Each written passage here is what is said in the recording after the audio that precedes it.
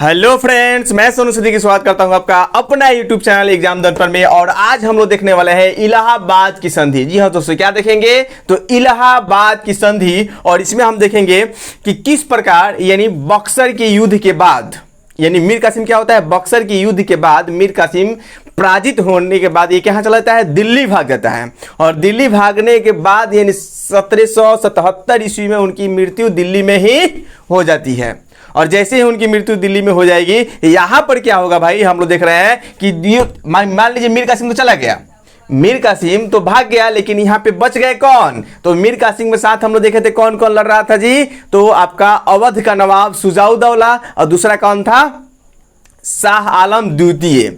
यानी एक था आपका मीर कासिम। बक्सर के युद्ध की कहानी याद कीजिए, यानी बक्सर के जो यानी 22 अक्टूबर 1765 ईस्वी में जो युद्ध हुआ था उसको आप ध्यान, 1764 में जो युद्ध हुआ था उसको आप ध्यान में रखिए।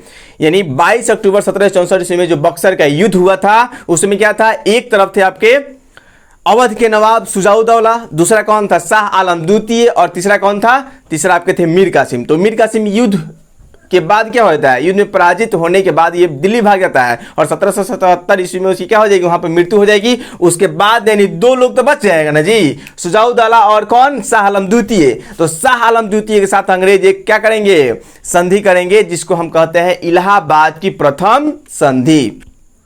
बात समझ में आया, इलाहाबाद की प्रथम संधि होती है और एक दूसरा संधि होगा जिसका नाम क्या होगा, इलाहाबाद की द्वितीय संधि। तो पहला संधि किसके साथ किया जाएगा, पहला संधि किया जाएगा आपका शाह आलम द्वितीय के साथ। तो हम अभी देख रहे हैं पहला संधि, तो हम देखेंगे यानी इलाहाबाद की जो संधि होती है यानी प्रथम संधि। प्रथम संधि, ये इलाहाबाद की प्रथम संधि कब होता है बाबू, तो इलाहाबाद का प्रथम संधि आप लोग याद होना चाहिए, ये कब होता है, तो आपका होगा 12 अगस्त। डेट क्या था, डेट था आपका 12 अगस्त 1765 ईस्वी में होगा। ये इलाहाबाद की प्रथम संधि कब होती है, तो 12 अगस्त 1765 ईस्वी को होता है। और इस संधि में क्या होगा, तो इस संधि में अंग्रेज अपना मनमानी करेंगे। कारण यह है कि शाह आलम द्वितीय क्या हो गए हैं, हार गए हैं। तो अंग्रेज जो भी नियम और कानून या शर्तें जो भी थोपेंगे इनको स्वीकार करना पड़ेगा। तो देखते हैं शाह आलम यानी प्रथम संधि किसके साथ होती है, तो शाह आलम द्वितीय के साथ होगी। किसके साथ, शाह आलम द्वितीय। तो शाह आलम द्वितीय के साथ क्या होता है हम लोग देखेंगे, शाह आलम द्वितीय के साथ ये संधि क्या होगा, इस पे हम लोग थोड़ा सा चर्चा करेंगे। तो इस संधि में किन किन बातों को यानी किन किन शर्तों को यानी शाह आलम द्वितीय से अंग्रेज मनवाएंगे, इस पे हम चर्चा करेंगे, ठीक है। तो पहला शर्त क्या होगा अंग्रेजों का, पहला शर्त होगा कि जो आपका बंगाल, बिहार और उड़ीसा से ये मुक्त व्यापार कर रहे थे ना जी, फारूक सियर के समय से ही, अजीमुद्दीन के समय से ही इस पे क्या कर रहे थे, यानी बिहार, बंगाल और उड़ीसा से ये मुक्त व्यापार कर रहे थे। अब ये बोलेंगे कि हम केवल मुक्त व्यापार तक ही सीमित नहीं रहेंगे, अब हमको क्या करना है, आपको बिहार, बंगाल और उड़ीसा की दीवानी सौंपनी पड़ेगी। लो, पहले तो मुक्त व्यापार करते थे, अब क्या करेंगे, अब क्या करते हैं कि यहां पर समझिए कि यहाँ की कर की जो प्रणाली है यानी कर भी वसूलने का काम आपका अंग्रेज करेंगे, ठीक है। तो हम बोल सकते हैं क्या, प्रथम हम बात क्या बोलेंगे कि बंगाल, यहाँ पे बोल सकते हैं बंगाल, बिहार एवं उड़ीसा, बंगाल, बिहार एवं उड़ीसा की दीवानी सौंप दी जाएगी, किनको, यानी अंग्रेजों को। बिहार, बंगाल और उड़ीसा की दीवानी, बंगाल, बिहार और उड़ीसा की दीवानी किसे सौंप दी जाएगी, तो ये सौंप दी जाएगी अंग्रेजों को।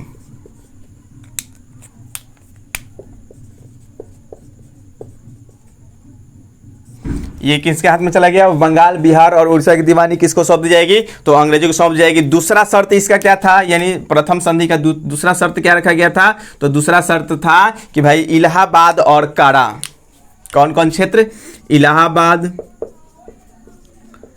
इलाहाबाद एवं कारा, इलाहाबाद और कारा पर किसका अधिकार हो जाएगा, यानी इलाहाबाद और कारा भी किसको सौंप दिया जाएगा, तो ये भी सौंप दिया जाएगा अंग्रेजों को, सौंप दिया जाएगा। अंग्रेज ये मांग लेंगे, कि भाई इलाहाबाद और कारा आप क्या कर दीजिए, हमको दे दीजिए। ये इलाहाबाद एवं कारा किसके अधीन चला जाता है, अंग्रेजों को। उसके बाद तीसरा शर्त क्या था, तो तीसरा शर्त हम लोग देखेंगे, जो तीसरा शर्त था इसमें यानी बोला जाएगा कि भाई आपको हम क्या करते हैं, शाह आलम द्वितीय को मात्र 26 लाख यानी 26 लाख प्रति वर्ष पेंशन पर रख लिया जाएगा। बोला जाएगा कि भाई आप 26 लाख रुपया प्रति वर्ष लीजिए और एकदम आप शांति से बैठे रहिए, आप अब आंतरिक मामले में हस्तक्षेप नहीं करेंगे। तो यहाँ पर होगा शाह आलम द्वितीय क्या किया जाएगा,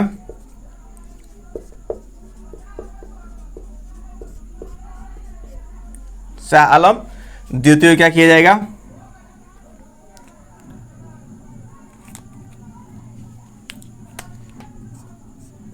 शाह आलम द्वितीय को 26 लाख वेतन पर 26 लाख वेतन पर रख लिया जाएगा और इनसे बोला जाएगा कि भाई आप अब क्या कीजिए, आंतरिक मामले में आप हस्तक्षेप नहीं कर सकते हैं। चौथा पॉइंट क्या होगा, तो चौथा पॉइंट आप उत्तरी सरकार देख सकते हैं या उड़ीसा और आंध्र प्रदेश के यानी कुछ क्षेत्रों को किनको दे दिया जाएगा, हम बोल सकते हैं यहाँ पर उड़ीसा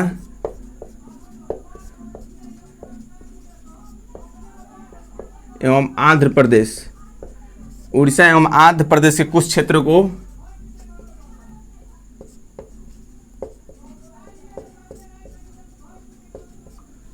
उड़ीसा एवं आंध्र प्रदेश कुछ क्षेत्रों को किसको सौंप दिया जाएगा,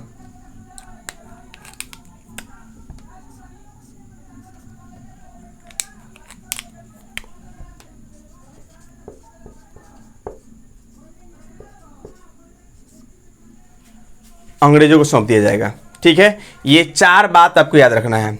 इलाहाबाद की प्रथम संधि में आपको बस ये 4 पॉइंट याद रखना है।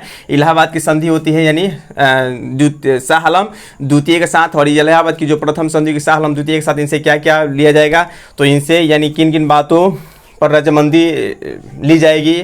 तो पहला होगा कि बिहार, बंगाल और उड़ीसा की दीवानी किसको सौंप दिया जाएगा, अंग्रेजों को सौंप दी जाएगी। बिहार, बंगाल एवं उड़ीसा की दीवानी किसको सौंप दी जाएगी, अंग्रेजों को सौंप दी जाएगी। साथ साथ इलाहाबाद एवं कारा भी अंग्रेज ले लेंगे। दूसरा बात हम क्या देख रहे हैं कि शाह आलम द्वितीय यानी शाह आलम द्वितीय के 26 लाख वेतन पर यानी पेंशन पर, बोल वेतन न लिखकर यहाँ पे पेंशन ठीक रहेगा,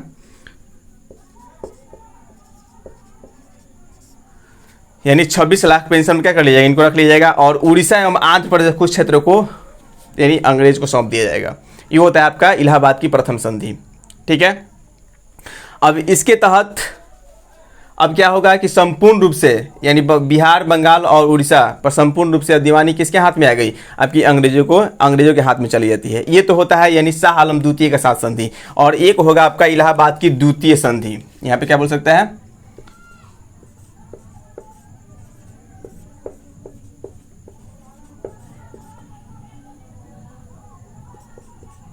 द्वितीय संधि क्या होगा भाई, तो ये देखते हैं हम द्वितीय संधि। द्वितीय संधि किनके साथ होती है, तो आपका जो ये द्वितीय संधि है ये होता है आपका किनके साथ, तो हम देख सकते हैं सुजाउद्दौला। कौन थे जी, अवध के नवाब जो थे सुजाउद्दौला। तो ये द्वितीय संधि किसके साथ होगा, तो सुजाउद्दौला के साथ होगा।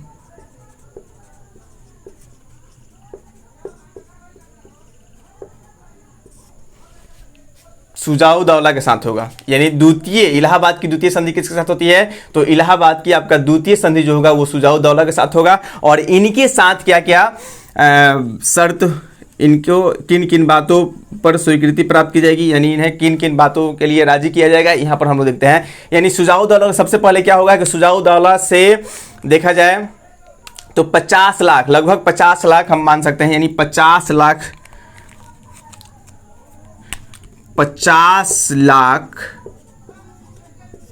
क्या बोल सकते हैं, तो 50 लाख क्षतिपूर्ति के रूप में पैसे मांगा जाएगा कि भाई युद्ध में क्या हुआ है, हमारा 50 लाख का हर्जाना हुआ है, यानी क्षति हुई है, आप 50 लाख का क्या करना है, हर्जाना भरना पड़ेगा आपको। तो 50 लाख यानी देख सकते हैं सुजाउद्दौला से यानी 50 लाख की क्षतिपूर्ति मांगी जाएगी, क्षतिपूर्ति मांगी जाएगी। ठीक है, 50 लाख सुजाउद्दौला से क्या करना पड़ेगा, 50 लाख की क्षतिपूर्ति यानी मांगी जाएगी। और दूसरा बात क्या हो सकता है, तो दूसरा बात हम यहाँ पर देखेंगे 50 लाख क्षतिपूर्ति मांगने के साथ साथ इनसे बोला जाएगा कि आप इलाहाबाद एवं कारा को छोड़कर किन किन क्षेत्रों को, तो इलाहाबाद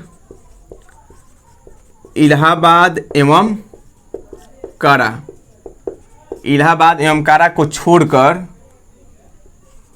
इलाहाबाद एवं कारा को छोड़कर, इलाहाबाद एवं कारा को छोड़कर बाकी सभी क्षेत्र किसके अधीन रहेंगे, यानी शुजाउद्दौला के।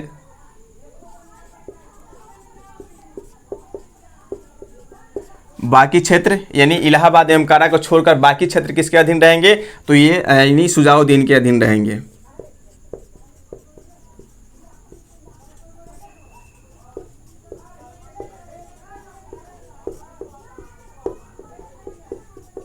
शुजाउद्दीन के अधीन रहेंगे। ठीक है, ये आपका दूसरा।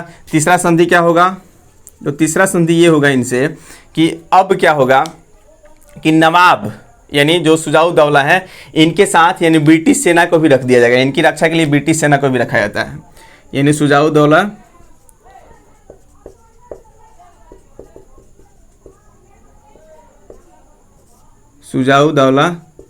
के साथ ब्रिटिश सेना को रखा जाएगा। ये आपका तीसरा पॉइंट हो गया। ठीक है, और क्या किया जाएगा इनके साथ, तो इनके साथ यही आपका यही खास होता है जो इंपॉर्टेंट बात है द्वितीय संधि में। तो ये द्वितीय संधि में यानी याद रखना है कि 50 लाख की क्षतिपूर्ति इनको देनी पड़ती है। दूसरा, इलाहाबाद एवं कारा को छोड़कर बाकी सभी क्षेत्र क्या रहेंगे, इनके अधीन रहेंगे। शुजाउद्दौला के साथ ब्रिटिश सेना को रखा जाएगा। अब मतलब क्या कि सुरक्षा यानी इनके दरबार में ब्रिटिश सेना रहेगी, इनके सारे यानी कार्यों को देखभाल वो करेगी, मन कि भाई ये कुछ गलत कार्य तो नहीं कर रहे हैं, ये ब्रिटिश ये कंपनी के विरुद्ध में कोई कार्य तो नहीं कर रहे, यानी सबकी देख रहेगी। यानी अब इनकी अपनी सेना नहीं रहेगी, बल्कि अब क्या होगा, यानी ब्रिटिश सेना इनकी देख रेख करेगी। साथ में एक और बात होगा यहाँ पे मुक्त व्यापार, यानी पूरे अवध में यानी ब्रिटिश कंपनी मुक्त व्यापार करेगी। संपूर्ण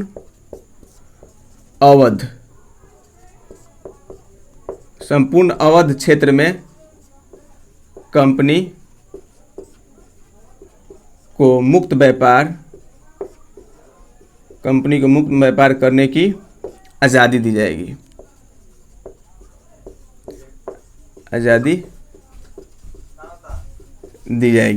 ठीक है, ये इसमें आपको 4 पॉइंट नोट करना है। हम लोग 4 किस में देखे थे, आपका इलाहाबाद की प्रथम संधि में और इलाहाबाद की द्वितीय संधि में हम लोग क्या देखेंगे, ये 4 बिंदु याद रखना है। इससे ज़्यादा कुछ हो ही नहीं सकता है तो बहुत सारा संधि, लेकिन जो इंपॉर्टेंट बात है बस ये आपको याद रखना है। इससे ज़्यादा क्वेश्चन कभी पूछ ही नहीं सकता है। ठीक है, बहुत रियर केस में पूछता है, लेकिन इससे अधिकतर क्वेश्चन जो है यहीं से आ सकते हैं। ठीक है, तो आपको इसे क्या करना है, हर हाल में याद रखना है। ठीक है, फिर हम नेक्स्ट देखते हैं कि आप देखिए ये तो प्रथम संधि हो गई, द्वितीय संधि हो गई। प्रथम संधि में आपको याद क्या रखना है कि प्रथम संधि 12 अगस्त 1765 ईस्वी को हुई थी, और द्वितीय संधि कब हुई थी, इसका डेट भी लिख लीजिए बाबू। यानी द्वितीय संधि जो हुआ था यानी 4 दिन बाद, तो 12 अगस्त को वो हो रहा है, तो ये कब हो जाएगा, तो 16 अगस्त 1765 ईस्वी को होगा। यानी द्वितीय संधि कब होगा, 16 अगस्त 1765 ईस्वी को होगा। किसके साथ, तो पहला संधि होता है शाह आलम द्वितीय के साथ, और द्वितीय संधि किसके साथ होगा, तो शुजाउद्दौला के साथ होगा। शुजाउद्दौला का जो साथ हो रहा है इसमें क्या क्या मांगा, इनसे क्या क्या शर्तों पर यानी इनकी सिग्नेचर ली जाएगी, किन किन शर्तों पर इनका हस्ताक्षर लिया जाएगा। तो पहला यानी आपका शर्त होगा कि 50 लाख रुपये आप क्षतिपूर्ति के रूप में दीजिए। दूसरा होगा इलाहाबाद एवं कारा को छोड़कर बाकी सभी क्षेत्र आप यानी आपके अधीन रहेंगे, वहां पर आप कॉल आ गया है।